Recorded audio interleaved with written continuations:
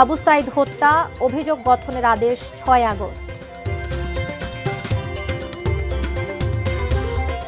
নরসিংদীতে এনসিপির পদযাত্রা, আজ পৌর চত্বরে সমাবেশ। ৩৫ বছর পর নির্বাচনের পথে রাকসু, ছাত্র সংগঠনে মিশ্র প্রতিক্রিয়া।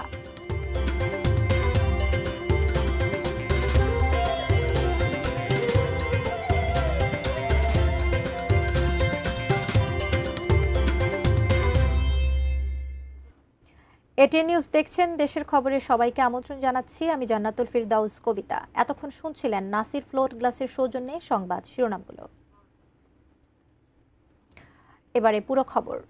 জুলাই গণ অভ্যুত্থান চলাকালে রংপুরের বেগম রোকেয়া বিশ্ববিদ্যালয়ের ছাত্র আবু সাইদ হত্যার ঘটনায় মানবতা বিরোধী অপরাধের মামলার অভিযোগ গঠনের ওপর দুই পক্ষের শুনানি শেষ। এই বিষয়ে আদেশের জন্য আগামী ৬ আগস্ট দিন ধার্য করেছেন আন্তর্জাতিক অপরাধ ট্রাইব্যুনাল ২। বিচারপতি নজরুল ইসলাম চৌধুরীর নেতৃত্বাধীন ৩ সদস্যের ট্রাইব্যুনাল আজ এই আদেশ দেন। এদিন শুনানি করেন গ্রেপ্তার থাকা আসামি পক্ষের আইনজীবী ও পলাতক ২৪ আসামির পক্ষে রাষ্ট্রনিযুক্ত আইনজীবীরা। এ সময় মামলা থেকে আসামিদের অব্যাহতির আবেদন করেন তারা। রাষ্ট্রপক্ষে প্রসিকিউটর অ্যাডভোকেট মিজানুল ইসলাম শুনানিতে বলেন, এই মামলায় অভিযোগ গঠনের ওপর যথেষ্ট তথ্য প্রমাণ, সাক্ষ্য ও আলামত আনুষ্ঠানিক অভিযোগে উপস্থাপন করা হয়েছে। ট্রাইব্যুনালের কাছে ৩০ আসামির বিরুদ্ধে অভিযোগ গঠনের প্রার্থনা জানান তিনি। গত ২৮ জুলাই রাষ্ট্রপক্ষে শুনানি শেষ করেন chief prosecutor advocate Mohammad Tajul Islam. এই মামলায় ৩০ আসামির মধ্যে গ্রেপ্তার হয়ে কারাগারে থাকা ৬ আসামি আজ আদালতে উপস্থিত ছিলেন। পলাতক আছেন ২৪ জন।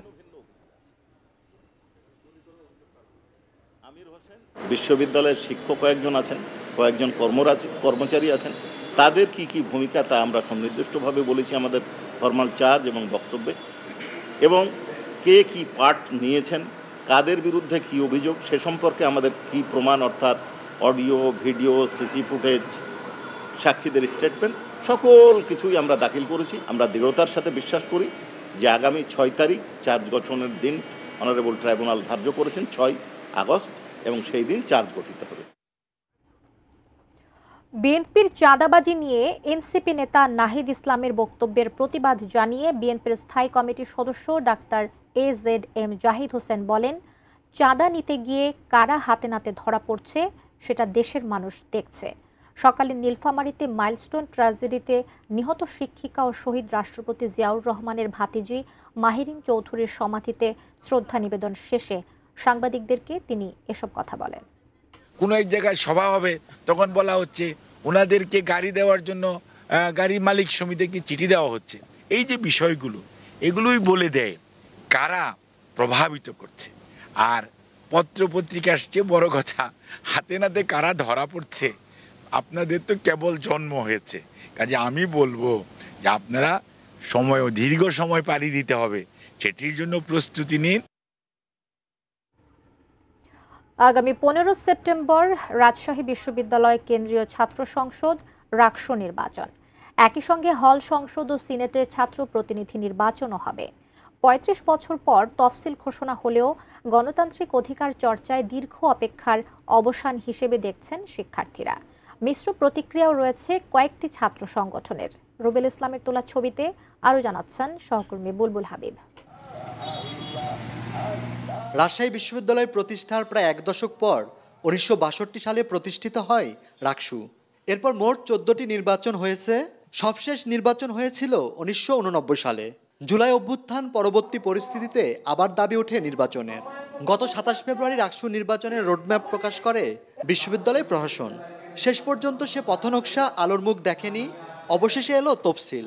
এই জিনিসটা করা উচিত, অনেক আগে করা উচিত ছিল, তো এখন করছে, এটা সাধুবাদ জানাই। ৫ই আগস্টের পর বাংলাদেশের যে অবস্থা, আমরা একটা সুষ্ঠু, সুন্দর এবং নিরপেক্ষ কমিশনের আন্ডারে একটা সফল একটা নির্বাচন দেখতে চাই।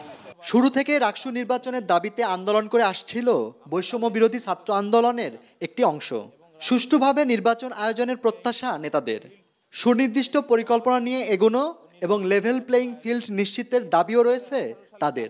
খুশির জায়গা যেমন আছে, সে জায়গায় কিছু শঙ্কাও কাজ করবে যে প্রশাসন কতটুকু নিরাপত্তা নিশ্চিত করতে পারবে, নিরাপত্তা ব্যবস্থা জোরদার করতে পারবে। কারচুপি যেন না হয়, প্রশাসনকে এটা নিশ্চিত করতে হবে এবং আগামী দিনে যদি কোনো সহিংসতা বা কোনো ক্যাম্পাসের পরিস্থিতি অস্থিতিশীল হয় তাহলে সেই জন্য প্রশাসনকে এখন থেকেই কঠোর নিরাপত্তার সাথে কিছু পরিকল্পনা নিতে হবে আর কি। শতভাগ শিক্ষার্থী কিন্তু আবাসিক একাডেমিক ভবনগুলোতে ক্লাস করে, সেখানে কিন্তু ভয়ভীতির পরিবেশটা তুলনামূলক কম, ফলে আমরা কোনো ঝুঁকি নিতে চাচ্ছি না। তবে বিশ্ববিদ্যালয় শাখা ছাত্রদল মনে করে একটি ছাত্র সংগঠন প্রশাসনকে জিম্মি করে তড়িঘড়ি করে ফরমায়েশি রাকসু নির্বাচনের তফসিল ঘোষণা করতে বাধ্য করেছে। আমরা রাকসু অবশ্যই অংশগ্রহণ করব, সুষ্ঠু যদি রাকসু নির্বাচন যদি হয় এবং যদি তার সুষ্ঠু নির্বাচন যদি অনুষ্ঠিত না করে, এটা তারা যে রাকসু নির্বাচন হবে এটা আমরা কিন্তু প্রতিহতও করব। তবে প্রশাসন বলছে সুষ্ঠু ও শান্তিপূর্ণভাবে ভোট অনুষ্ঠিত করতে সব ধরনের প্রস্তুতি নেবে বিশ্ববিদ্যালয় কর্তৃপক্ষ। বিশ্ববিদ্যালয় প্রশাসন, আইন প্রয়োগকারী সংস্থা, অন্যান্য সকল সংস্থার সঙ্গে আমাদের যোগাযোগ রয়েছে। ইনশাল্লাহ ভোট গ্রহণ এবং চূড়ান্ত ফলাফল ঘোষণা পর্যন্ত আইন শৃঙ্খলা অবনতি হওয়ার কোনো ধরনের সুযোগ নাই। বুলবুল হাবিব, এটিএন নিউজ, রাজশাহী। দেশ গড়তে জুলাই পদযাত্রা কর্মসূচির অংশ হিসেবে আজ নরসিংদীতে পথসভা ও সমাবেশ করবে জাতীয় নাগরিক পার্টি এনসিপি। গাজীপুরে গণসংযোগ শেষে গতরাতেই নরসিংদী পৌঁছেছেন দলটির কেন্দ্রীয় নেতারা। আজ দুপুরে জেলার শহীদ পরিবারগুলোর সঙ্গে দেখা করবেন তারা। বিকেলে পদযাত্রা এবং পদযাত্রা শেষে নরসিংদী পৌরসভা চত্বরে পথসভা করবে এনসিপি। দেশব্যাপী ৩০তম দিনের কর্মসূচিতে এনসিপির আহ্বায়ক নাহিদ ইসলাম, সদস্য সচিব আখতার হোসেন, উত্তরাঞ্চলের মুখ্য সংগঠক সার্জিস আলম, দক্ষিণাঞ্চলের মুখ্য সংগঠক হাসনাত আবদুল্লাহ সহ কেন্দ্রীয় নেতাদের অংশ নেয়ার কথা রয়েছে। যেমনটি বলছিলাম দর্শক, আপনাদেরকে এনসিপির জুলাই পদযাত্রার সংবাদ জানাতে আমাদের সঙ্গে এই মুহূর্তে যুক্ত হবেন আমাদের প্রতিনিধি সোহাগ মিয়া। তিনি আছেন নরসিংদী ক্লাবের সামনে। সোহাগ মিয়া, পথসভা সমাবেশ হওয়ার কথা আছে, সবকিছু মিলিয়ে একটু আপডেট জানতে চাই আপনার কাছে। আপনাকে আমি এই মুহূর্তে রয়েছি নরসিংদী ক্লাবের সামনে। এখানে ইতিমধ্যে যে এনসিপির কেন্দ্রীয় নেতাকর্মীরা রয়েছেন তারা এখানে আসছেন এবং নরসিংদী জেলার বিভিন্ন উপজেলা সহ জেলার যারা এনসিপি নেতৃবৃন্দ রয়েছেন তারা এখানে উপস্থিত রয়েছেন। আমরা তাদের সাথে কথা বলেছি, তারা আমাদেরকে জানিয়েছেন যে এখানে নরসিংদীতে গণ অভ্যুত্থানে যারা আহত হয়েছেন এবং শহীদ হয়েছেন তাদের পরিবারের সাথে তারা মতবিনিময় করবেন।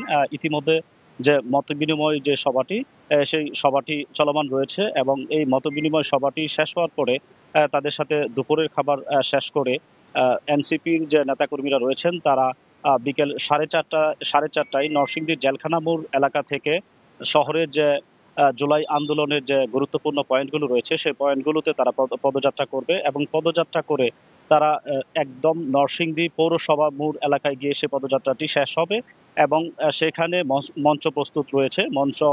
সেই মঞ্চে তারা সভা করবেন এবং নরসিংদীর যারা সাধারণ মানুষ আছেন তাদেরকে দেখা গেছে যে তাদের এই মঞ্চকে ঘিরে তারা অনেকেই সেখানে উপস্থিত হচ্ছেন। এছাড়াও এনসিপির যারা নেতাকর্মী রয়েছেন তাদের পাশাপাশি যারা ছাত্র জনতা রয়েছে তাদেরকেও সেই প্রোগ্রামে অংশগ্রহণ করার জন্য অপেক্ষমান অবস্থায় দেখা গেছে। এই নরসিংদীর যে পৌর শহরগুলো রয়েছে, পৌর শহরের জেলখানাপুর এলাকাটি ঐতিহ্যবাহী। এখানে নরসিংদীতে জুলাই আন্দোলনের প্রথম শহীদ হয় তাহমিদের বাবার সাথে এনসিপির নেতাকর্মীরা কথা বলেছেন এবং তার সার্বিক খোঁজ খবর নিয়েছেন। নরসিংদীর যারা আহত হয়েছেন প্রায় 500-র উপরে মানুষ তারা আহত হয়েছেন, তাদের সাথেও এনসিপির নেতা কথা বলেছেন। এই ছিল নরসিংদী থেকে জুলাই পদযাত্রার সবশেষ খবর। ধন্যবাদ। যুক্ত হয়েছেন আমাদের সঙ্গে সোহাগ মিয়া। এনসিপির জুলাই পদযাত্রার সংবাদ জানাতে নরসিংদী ক্লাবের সামনে থেকে যুক্ত হয়েছেন প্রতিনিধি সোহাগ মিয়া। আমরা দেশের খবরে আছি দর্শক, সময় হলো বিরতির, ফিরে আসছি আরো জানিয়ে। রংপুরে হিন্দু পাড়ায় হামলার অভিযোগে 5 জন গ্রেপ্তার। সিলেটে স্কুল ছাত্র হত্যা, 8 জনের মৃত্যুদণ্ড, 7 জনের যাবজ্জীবন।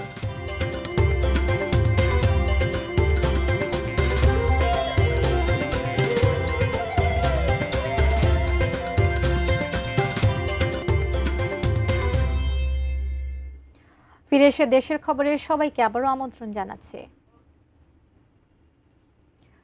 ধর্ম অবমাননার অভিযোগ তুলে রংপুরের গঙ্গাচড়া উপজেলার আলদাতপুর বালাপাড়া গ্রামে হিন্দুদের বাড়িঘর ভাঙচুরের ঘটনায় 5 জনকে গ্রেপ্তার করা হয়েছে।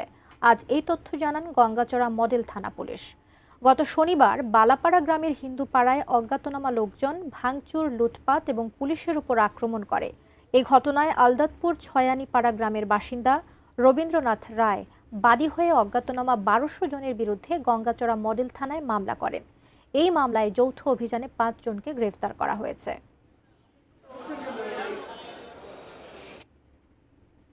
সিলেটের বিশ্বনাথের চৈতনগরের স্কুল ছাত্র সুমেল মিয়া হত্যা মামলায় 8 জনকে মৃত্যুদণ্ড ও 7 জনকে যাবজ্জীবন কারাদণ্ড দিয়েছেন আদালত। দুপুরে অতিরিক্ত জেলা ও দায়রা জজ আদালতের বিচারক সৈয়দা আমিনা ফারজিন এ রায় দেন। বাদীপক্ষের আইনজীবী জানান, 2021 সালে বিশ্বনাথের চৈতনগর গ্রামের নজির উদ্দিনের ক্ষেতের জমি থেকে জোর করে রাস্তায় মাটি তুলতে চান যুক্তরাজ্য প্রবাসী সাইফুল আলম। এ সময় তাকে বাধা দেন নজির উদ্দিন, চাচাতো ভাই মানিক মিয়া ও ভাতিজা 10ম শ্রেণীতে পড়ুয়া স্কুল ছাত্র সুমেল মিয়া। এতে বাকবিতণ্ডার এক পর্যায়ে সাইফুল আলমের বন্দুকের গুলিতে সুমেল মিয়া নিহত হন। গুলিবিদ্ধ হয়ে আহত হন সুমেলের বাবা ও চাচা সহ 4 জন। এই ঘটনার পর সাইফুল আলমকে প্রধান আসামি করে দায়ের করা মামলায় অজ্ঞাতনামা রাখা হয় আরও 16 জনকে। এই মামলায় 8 জনের ফাঁসি এবং 7 জনকে যাবজ্জীবন কারাদণ্ড দেওয়া হলো। নিশ্চয় আরেকটি বিরতি, সাথেই থাকুন।